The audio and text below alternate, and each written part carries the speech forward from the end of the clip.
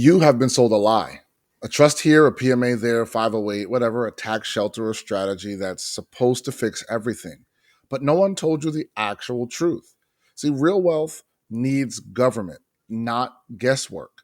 Because the wealthy are not growing their money with tools, they're maximizing their wealth through structure. And unless you build the right system, the entire system, you're not going to be fully protected and you're not really going to be in control. And if you're not doing that, if you don't have a system, you're definitely not going to be free. So today I'm going to show you the real reason why your CPA and your estate attorney have kept you in the dark and trapped in a system that was never designed to actually serve you and get you real financial wealth. And more importantly, I'm going to show you the exact structure that we use inside of the private wealth code. It's a structure that turns your income into a generational legacy, a strategy into a system, and a business into a government. So let's break it all down right now. Most people have heard of trust, 508c1as, and PMAs. Maybe even they've bought one.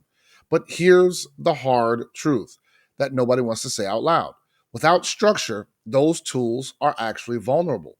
See, what we're building inside the private wealth code isn't just strategy, it's sovereignty. It's a private government, your own private family office. So let's start at the top. This is the thing that actually nobody else is talking about right now. And I mean, literally, nobody is talking about this because you heard it here first. See, the reason I was told this by a wealthy insider is because they aren't supposed to share this part at all, right? But they wanted to share it with me to let me know because of what I'm doing and teaching. They want the average American family to be free from the system's grips. And so that piece nobody really knows about is the family constitution. And this is first.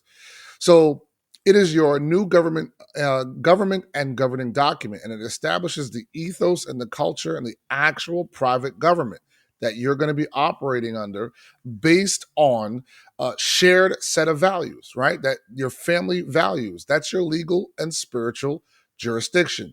It's based on constitutional right to contract. It's the law, right? And it's the framework that defines who has power and who doesn't, what the rules are, how decisions are made, what is off limits, what happens if someone violates the Constitution and the trust, right?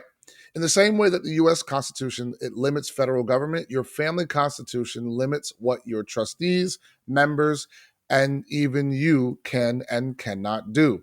All right. And this is all established under a family council. And this is where the trust gets its authority. Just like a nation, the Constitution creates the government. The trust is basically the treasury, the engine, and the operating branch. And next comes the part that everybody else is talking about on the internet is the trust, right? You can get a trust pretty much anywhere for any amount of dollar. Even Rocket Lawyer, right? They'll let you print up a trust template for a couple of bucks, right?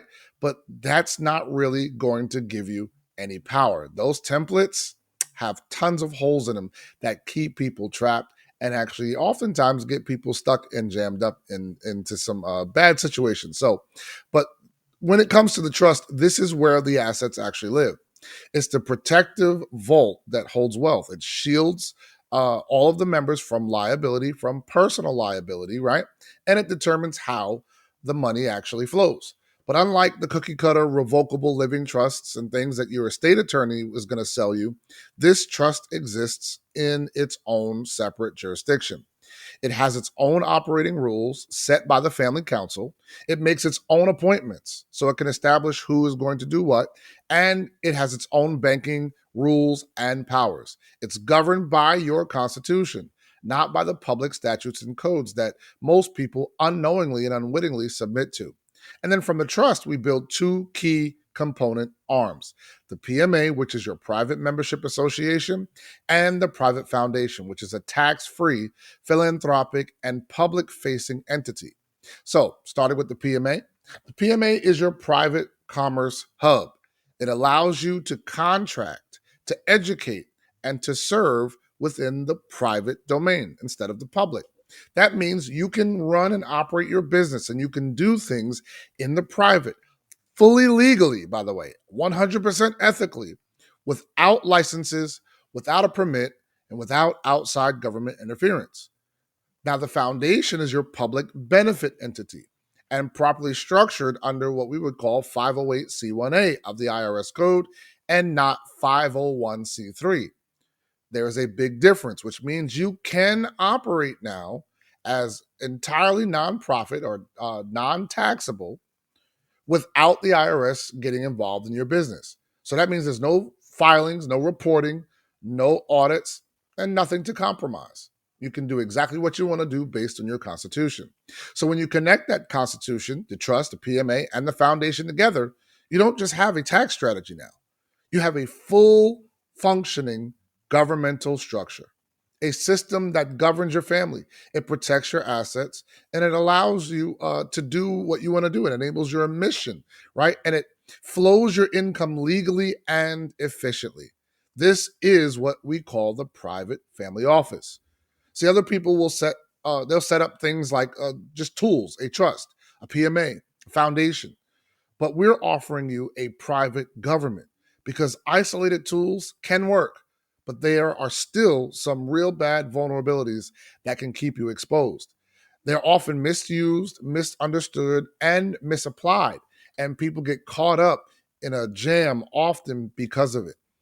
But when every piece fits together the right way, the way that they were designed, when your constitution grants power to your trust funds and governs your PMA and foundation, and the whole thing is self sustaining, that's when you stop playing defense, so to speak, and start growing and controlling real wealth. See, if this makes sense to you right now, and if you're tired of being used as something that the system can keep sucking dry and getting rich off of, and you are ready to build something lasting, something that is sovereign, then this is exactly what we walk through inside the Private Wealth Code book. So all you got to do is click the link in the description or go to waynejr.com to get your copy of the book, and I'll show you exactly how to build this thing step by step.